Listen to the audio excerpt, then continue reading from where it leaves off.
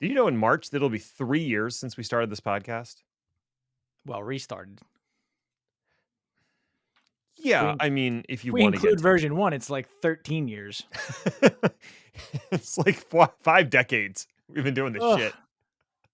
How are we not sick of each other yet? Oh, yeah, Oh, I also am not sick of God, shut up.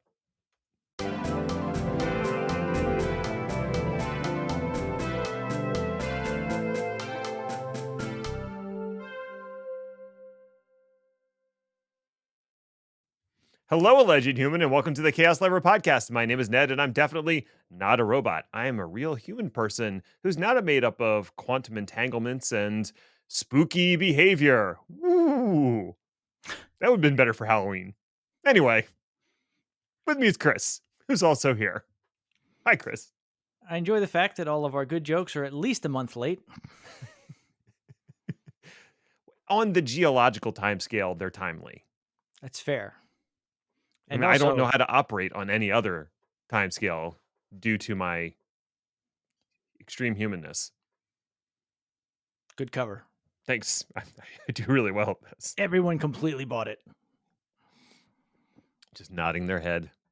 So I thought we could do a little housekeeping because it's almost the end of the year. It is not my turn to vacuum. Leave me the F alone. You don't vacuum anyway. You just push around that weird thing that rolls. It's not a vacuum cleaner. It does the poppy bubbles and it brings me joy. Can't argue with that. In other housekeeping news, dear listener, we have an audience survey. We would like you to take that survey. And it's very conveniently located at chaoslever.com/survey. I tried to make it as easy as possible, Chris. Even I could have guessed that. So, if you would like to provide your feedback, and of course, there'll be posts about this as well, but if you'd like to provide your feedback about the podcast and how we do everything right and we're amazing, then the survey is awaiting for you. Many answers have been pre-filled in. 5 out of 5. No notes. In fact, there's no questions. You just have to put in your email so we can send you garbage. I mean, a newsletter. Are we doing a newsletter? It's being rejiggered. You shut your filthy mouth. There This were is a problems family with the show. font. Last thing, because we never ask for this, and I feel like we probably should. If you feel like going on Apple Podcasts and writing a rating, Chaos Lever only has like one, and that is sad. And it's about us being mean to Elon Musk. And surprisingly, they did not give us a high number of stars for doing so. So I have only two things to say about that. Fuck Elon Musk. And 2 stars is good enough for me. That could very well be the name of your autobiography. 2 stars is good enough for me. Oh, story of almost making it. Not even a bronze medal. Oh, let's talk about some tech garbage, shall we? Sure. All right. Okay. Oh, you want me to go? Anytime. So, news will actually start this one. And this is going to be part of the category that we call, this started out as a lightning round article, and I just kept on going. Ooh, I got one of those for like 2 weeks from now. It was announced that quantum encryption researchers broke a 50-bit RSA key. And if you have been paying attention to the space at all, this is actually a big deal. So first, let's define some terms. Okay. Encryption, or cryptography, or what have you. All of it is a fancy way of saying, I've got a secret and you can't have it. Right. Unless you have a quantum computer, apparently. This week, researchers from Shanghai University announced the breaking of a 50-bit RSA key using publicly available D-Wave quantum systems. Oh. And that's another reason that this is a big deal. Now, it's not that breaking a 50-bit RSA key is actually hard, mind you.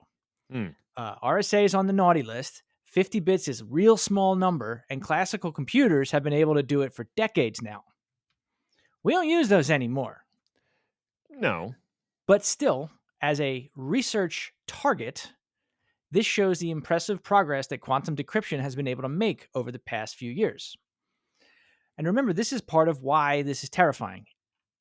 Classical computers do this in a brute force manner. You tried one number, it doesn't work. You try the next number, it doesn't work. Rinse and repeat as fast as you possibly can until you get to the answer. Quantum computers don't do that. I'm not going to get into it in this episode, but let's just suffice it to say they do it different. And the fact that they can do this with a 50-bit number is impressive. So to put that into context, a 50-bit number is roughly 15 digits long. Okay. So we're talking about a number in the quadrillion range, or 1,000 trillion. It's a big number. We talked about powers of 10 many times. That's a lot of numbers. Mm-hmm. And they broke it with quantum computing and quantum algorithms. To put this into context, like I said, back in 2020, the best that quantum computers could handle was a 5-bit number. And that 5-bit number was 15. Later on, big news, we did 21. Oh, okay. So yeah, from that to something quadrillion, that is a huge leap forward in just 4 years. Right. And the nature of this is it does this in a massively parallel way. So yes, the more qubits you can have stably in a system, the larger the number you can crack. Correct. Okay. A lot of it comes down to error correction, like we've talked about before. The D-Link systems I was talking about, they have numbers that are boasting 5,000 qubits. But there's nobody on Earth that can run an algorithm with 5,000 qubits because the error rate is just absolutely insane. It's effectively 100%. Right. So you said D-Link, and I know that's not what you meant, but it would be amazing if D-Link also had quantum systems. Now available at your local Best Buy.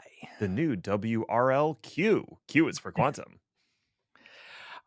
Anyway, I don't want to get too far down that rabbit hole for reasons that you'll see as we go along. Okay. The breakthrough has unsettled many in security because it is a reminder that the future is coming, and that future, using quantum computers, basically breaks a lot of encryptions that exist in the world. Yes. Over the past few years, there has been a trend of hackers downloading encrypted data that they know they can't decrypt and just waiting. Yeah. Because like I said, the quantum computers that exist and these algorithms, this is all public. Once quantum computers get to a certain size and reliability, all of that previously downloaded data is going to be decrypted immediately. Ooh. Which is bad. Yeah. This trend is popular enough that it's got a name. And it's a disturbing, uncomfortable name. It's called Harvest Now, Decrypt Later. I guess it's also a real descriptive name. Just lays it all right out there. There's no ambiguity there. And this is going to be bad, period. Because a lot of the kinds of information that have already been stolen and are already being stored, things like financial records, government secrets, personal information, your diary, Ned, will remain valuable for blackmail purposes. Oh, wait, did I say that last one out loud? For years or even decades. I think it's important for me to point out here that I use elliptical curve encryption, so I'm safe for the moment. Oh, you sweet summer child. Damn it. Again, don't get ahead of me. Anyway, I hope everyone enjoyed their Thanksgiving. So, in light of all that sunshine and rainbows, I thought it would be fun to take a look at the history of cryptography and encryption.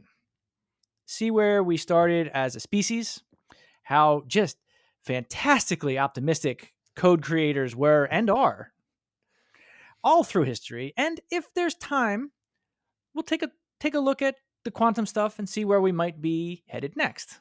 All right. Sound like fun? No? Great. Let's get started. We enjoy fun here on the Chaos Lever. So, like I said, or I meant to say, I can't remember anymore. Today's challenges of keeping data and keeping communications secure from prying eyes, this is not a new problem. Mm-hmm. We as a species have been dealing with secrecy since we learned to write. And it's highly likely that it was before that. Now, prehistory is, of course, impossible to prove. It's a lot of assumptions. But if you think about it, everyone uses encryption and cryptographic communications in their daily lives without even thinking about it. Let How me give so? you a quick example. Okay. So, the first thing that we do to talking code, as it were, is using private data to share information in public. Say you have a friend. Tough sledding already, but I know. But stay Okay. with me. All right. Say you have a friend and you want that friend to know that the person he's talking to cannot be trusted. Problem is, that third party is just right there. Right. So how do you get that information across? So I can tell you that there's a bad way. And What's the the bad bad way is way? to just say out loud, hey, this new guy sucks and you can't trust him. I have it on good authority that this is how you get A, blackballed from polite society, and B, potentially punched in the nose, and C, possibly both. Mm. However, what you could do is reference, for example, a prior untrustworthy person from your shared past. You could have a small sentence conversation, something like, oh, nice to meet you, new person, Troy. Say, Ned, doesn't Troy remind you of that cool guy, Jake, that we worked with at our last job? I remember Jake. Now, Troy is none the wiser to what just happened, but Ned knows full well that Jake was not, in fact, a cool guy. No. In fact, Jake still owes Ned $20. And that is not the sort of thing that Ned forgets. So now Ned is No. on guard. I don't care that you wanted stuff from the vending machine. Eventually, you got to pay me back, Jake. Those Snicker bars weren't free. Where's my $2? Oh, references. They're older than we are. They're always so fun. Indeed. Anyway, I just gave you an example of cryptography, effectively. You have now shared secret information publicly, and only the recipient got the actual message. So in cryptography, there's two terms that came out of this, right? The first one is stenography. I'm embedding a real message in a fake message, or hiding a message in something innocuous. Mm-hmm. And I'm also using a secret that only Ned and I know. Now, in this case, the secret is we both know Jake, and Troy doesn't. So that is very similar to a symmetric key encryption. We have the key, we can unlock the real message, right? Mm-hmm. Incidentally, this is the same way that inside jokes work. Yeah. The fact that a small audience understands what the F you're talking about is what makes the joke funny. Our small audience agrees, Chris. Oh, I get it. Yeah. Okay. You get things. It's not funny, though. It's funny, aw. Yeah, that's right. My favorite kind. So anyway, we as humans do that now, like today, all the time. There's absolutely no reason to think that people have just thought this up. We have done this since we talked to each other. Since we invented language, we accidentally invented Jake. Yeah, it's funny. A similar thing happens with humor. If you go back through the written record, you keep finding dick jokes. And every generation thinks that they invented the dick joke. But you know what? No, you didn't. And that just leads me to believe that humans have always been ridiculous. It has ever been thus. And ever will be. So, if we fast forward a little bit and get into actual written records, we can start to say things with authority. The first example we have of cryptography of any kind comes from, you guessed it, New Jersey. No. Ancient Egypt. Okay. Now, there's an argument about the fine points about this because we're talking about crazy ancient history. But the story goes that 2000 BCE or so, at least some Egyptian cults were intentionally altering hieroglyphics as part of religious ceremonies, religious secret knowledge, ways to keep certain information obscure. Mm-hmm. Now, we know that this happened at the very least because we know what hieroglyphics mean now. And we can go into these various secret caves and see that they're being used in different ways or modified in different fashions. Clearly, there was intent. This was, you can't accidentally hieroglyph. It takes too long. Yeah. So, similarly, it's secret information, similar to our Ned, Jake, Troy example above. If you didn't know, then you didn't know. Yeah, I get it. Now, fast forward to about 500 BC, and some more clear examples of obvious intentional ciphers intended to send messages start to appear. One of the most common that people know about comes to us from ancient Greece. And the technology comes from, you guessed it, war. Of course. What is it good for? Encryption? Keeping secrets from the enemy. Which I think is that's how the song goes, right? Sounds right. Yeah. Yeah. So the Spartans, big war guys. Mm-hmm. Pro war, for it. Love it. I've seen the documentary 300. I know what's up. They would use something called the Cytale cipher. It's Scytale. I am sure it's probably actually a Greek word, so I apologize to the Greek listeners for me massacring that pronunciation. But the Cytale cipher, I'm just going to keep doing it. Mm-hmm. It requires the writer and the reader to have a shared secret. In this case, it's a dowel or a stick of a specific diameter. What you would do as a writer, you would take your stick and you would take a strip of parchment that was like 1 letter wide. So very long, very narrow, and you would wrap it around the stick so it completely covered it, 1 layer at a time. Then you hold it in place and you write lengthwise. You write your first sentence, you turn the stick a little bit so there's more room, you write the second sentence, you go all the way around the dowel, and you're done. Now, obviously, you can't write a gigantic message here, but you can get this across. And then once you take the dowel out, all you have is a long piece of parchment with a bunch of letters that are completely out of order. Right. Anybody that captured that messenger would look at that and they would have absolutely no idea what they were doing.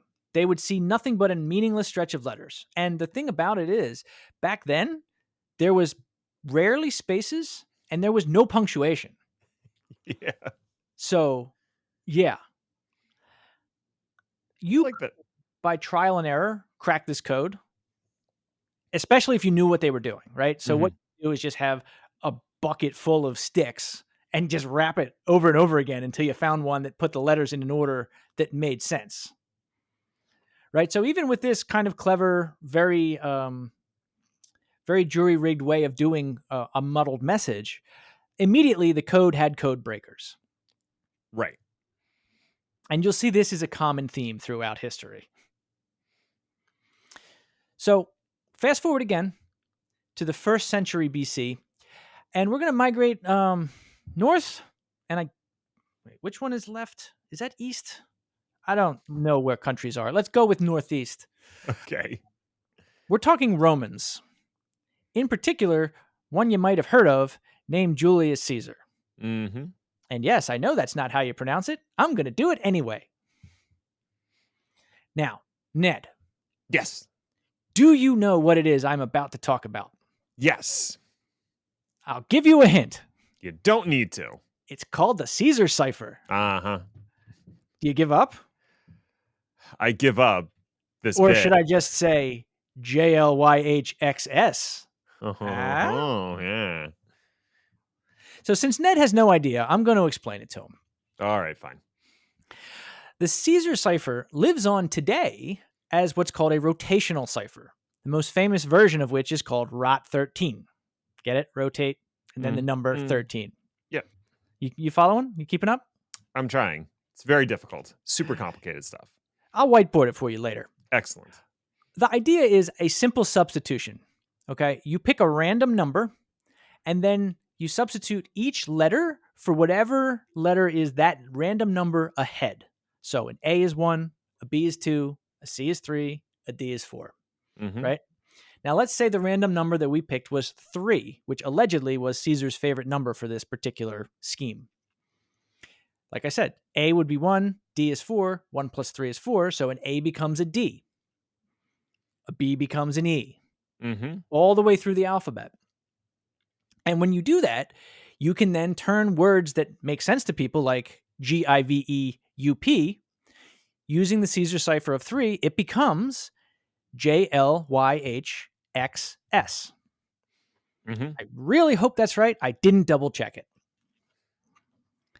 And again, remember, we're talking about a language that had no spaces and no punctuation. So once again, you are left with a giant block of text that is made totally incomprehensible. Right. The beauty of this code is in its simplicity. You don't even need a stick this time. Right. All you need is a random number. And that random number could change depending on whatever conditions you choose. It could be a 3 on a Monday and a 7 on a Sunday. It doesn't matter. As long as the two people know that shared secret, it can be encrypted, it can be transferred, and it can be decrypted. Now, I know what you're saying. It doesn't sound complicated. And you're right. But with these kinds of messages, it didn't really matter because the goal was not for it to be encrypted forever. These were messages of war. The value of the message that was encrypted would often expire very, very quickly. So say you encrypted a message that says, "We will attack the left flank at dawn." It doesn't really matter if the bad guys decrypt that message the next day. Dawn has passed, and considering you were fighting Julius Caesar, you're probably already dead. That's fair. So, I mean, good on you for decrypting it from the grave. Yeah, I guess that's quite a feat. Decrypting it from the crypt? Oh, well played. Yeah, I'll take that. It's a pattern that keeps repeating itself as we go through the history of cryptography. How valuable the information is and how long it's valuable for will inform what level of protection you apply to it. So when we get to like World War I and World War II, they had different levels of encryption available, and they would reserve the really difficult encryption for super important messages. And then for just regular messages, they might use a lesser encryption or a less complicated encryption. Right. Or a double encryption. Just do the same thing twice. Right. Which is something that we do now with computers, double and triple encryption and levels of that type of thing. It's again, if the thing is that you're waiting for the computational power to break the code, then it's going to take twice as long to do it twice. Unless you find a way around it. Right. If there's a flaw in the encryption process, then it doesn't matter how many times you did it. Correct. If that flaw can be exploited, which has happened with some of the algorithms out there. Yes, and that's incidentally why we keep coming up with new ones. We always like to say that encryption is really just long numbers, long prime numbers that we divide, but it's a little more complicated than that. Yeah. But anyway, we're still in ancient history. We're going to fast forward again, and now we're going to be in the Middle Ages. Ooh, Ren fairs. Kind of, except it's not a fair. It's just life. Oh, less fun. Oh, there's so much dysentery. What a picture to paint. But anyway, you're right. I mean, we're starting to see a couple of trends emerge, right? The secret information is being used to turn valuable information into something that outsiders can't read in increasingly complex ways. Simultaneously, all along the way, there are people that can decrypt the messages in a never-ending arms race. And I have one more example for you, and we will now fast forward to the 16th century and talk very briefly about one of the most famous encryption-decryption stories of the Middle Ages, And that is the tragic tale of Mary, Queen of Scots. Okay. Now, if this was a history podcast, this would be at least 2 episodes just by itself. And one of the reasons that this is so interesting is that it was so incredibly well documented. There are chances that plenty of stories were more interesting, but high society just deleted all those records. You can't do that when one queen executes another queen. Yeah, that does seem to leave a mark. So, in this famous example of early modern code breaking, Mary, Queen of Scots was a prisoner in all but name. I mean, I believe they actually did technically call it house arrest, but things meant different things back then. A house is a castle. Let's not get into it. Fair. She was stuck Mm-hmm. by Queen Elizabeth I because Queen Elizabeth I wanted to stay queen, and having another queen like down the street was problematic. Could be. Mary had been in this state for a while, like 20 years or something. Ooh, and as she got older and stayed more and more constrained and more desperate, she started to get a little loopy, which is unfortunate. And she got absolutely tired of it, basically giving up on the idea that Mary gave up on the idea that Elizabeth was ever going to release her in any way, shape, or form. Also, there were a cadre of outsiders in England who wanted to free Mary. And honestly, that's not what they wanted. What they really wanted was her on the throne of England. It was a whole religious thing. Again, we're not going to get into it. In order to plan, they started to pass her encrypted messages. This scheme was super complicated for the 14th century. The scheme included things like substitutions that we've talked about already, false letters, as in injecting gibberish that you know is not really part of the code but will confuse someone trying to read it, and also substituting a single letter for a whole word or phrase, or vice versa. So instead of a one-to-one, letter-to-letter, word-to-word, now you're making the code different. You're using slang basically in the code. All of this was in the attempt to make it harder and harder, and what they believed was impossible to break. Also, they came up with very clever ways of getting letters to and from Mary, even though she was allegedly under house arrest and definitely the most important political prisoner who wasn't in the Tower of London. Letters were smuggled in and out using spies and a whole bunch of different mechanisms, including false bottoms on kegs of beer. Wow. That is 1,000% true and 1,000% amazing. Now, like I said, she'd been in there for a minute. The codes and ciphers she used varied and constantly changed over time, and some of them were actually not even fully decrypted until 2023. That alone is an interesting side story. There's a link in the show notes if you want to learn more. I do, but I will do that on my own time. The most important codes, unfortunately, were broken. Now, it is likely, although never proven, that this was with the help of a turncoat, but Elizabeth Spiring had plenty of code breakers that were incredible at this. Linguists, mathematicians, what have you, brought all their forces to bear. They broke that code and they read the letters until Mary incriminated herself. Again, we're not going to go through all the history, but suffice it to say, the story ends with Mary's execution. One of the reasons that this happened was, like I said, the codes that she used were good for the 14th century. Her codes were broken in about 1583. Oh, that's later. Yeah. And for attribution purposes, I'm pretty sure I stole that particular zinger from Peter Scheffler's B-Size presentation. So, Peter, please don't sue me again. The first time was enough. Now, it is worth highlighting the cleverness of these code breakers. Remember, throughout time, there's always been an arms race between the coders and the decoders. In Mary's case, even though it was a complex substitution, it was still a substitution. Right. So you could start to find patterns in what is called frequency analysis, which is one of the bedrock ways to do decryption. A simple example is to look at a scramble and say, which letter shows up the most times? That's probably E. Yep.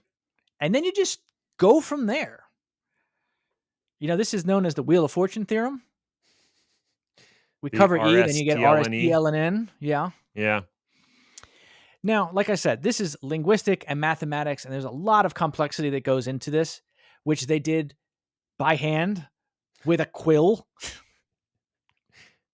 And also, remember, Mary was under house arrest for nearly 20 years. So they had dozens upon dozens of letters to work with. Mm-hmm. Because honestly, I mean, come on. Did she really think that they weren't going to be intercepted? The false bottom to a beer keg? Eventually, someone's going to figure that out. Well, someone's going to notice the beer keg doesn't weigh enough. And incidentally, that's another reason, when we will talk about this, why higher level codes are sometimes used. We don't necessarily care if you break the intermediate or the low code. Mm-hmm. We do care if you break the high code, right? So we're going to use it as little as possible to give you a small amount of information as possible to work with. Mary did not quite get that because I think they had just invented frequency analysis like 10 minutes ago. Yeah. There's a lot of stuff being invented in the 1500s. Yes. Not dysentery, though. No, that's been with us Why for do you a good keep long bringing time. it up? Ugh. So, yeah. Mary's story is just one exceedingly well-documented story, but it's part of that much larger tale. Cryptography obviously did not end in the 16th century. It continued to evolve, becoming a more critical tool in war, in diplomacy, and eventually our modern life. Do we remember when we had to fight people to use HTTPS? Constantly. So, yeah, it's similar but different, right? Queen Elizabeth's code breakers broke down Mary's codes, just like today's advancements in quantum computing threaten to break down the encryption systems we rely on today. Mm-hmm. Now, because I talk too much, it turns out that this is just part one. Yes. For some reason, I thought I was going to get through all of history, and that's just insane. That's just insane. I admire your gumption. So we're going to stop here. I will revisit this. We've got 500 odd years of technology to go through, from Napoleon to the Civil War to the aforementioned World War I, the Enigma machine, public key encryption, and then, oh my God, this is going to be 3 parts, isn't it? I think possibly more, Chris. What have I done? You did this to yourself. Stay tuned for part 2, where I just sob inconsolately Uncontrollably. for 35 minutes. Oh, that's our Easter episode, everybody. It's the saddest holiday. Well, hey, thanks for listening or something. I guess you found it worthwhile enough if you made it all the way to the end. So congratulations to you, friend. You accomplished something today. Now you can go sit on a couch, whittle down a dowel rod, and write some encrypted messages on parchment paper. You've earned it. You can find more about the show by visiting our LinkedIn page. Just search Chaos Lever or go to our website, chaoslever.com. Chris, did you know we actually got some episode feedback from our episode 2 weeks ago about telephone systems? What's an episode? Oh, it was from LinkedIn, and the gentleman said that he enjoyed the message. Not the message, the episode? That's the one. He enjoyed it very much. I enjoyed the message very much. There you go. If you would like to leave feedback, you can do that via LinkedIn or through the main page, which, as I said, is chaoslever.com, where you'll find show notes, blog posts, general tomfoolery, and our audience survey. Hey, please go take the audience survey. I really want to know how awesome we are, and only you can tell me that, aside from my Stuart Smalley mirror. We'll be back next week to see what fresh hell is upon us. Ta-ta for now.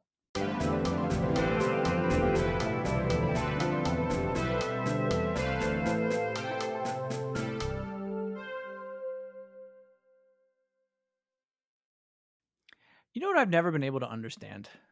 Anything? Well, besides that. Yes. Vests. What is the point of vests? Just why? At what point in my life am I going to say to myself, I would like my torso to be warm, but fuck my arms?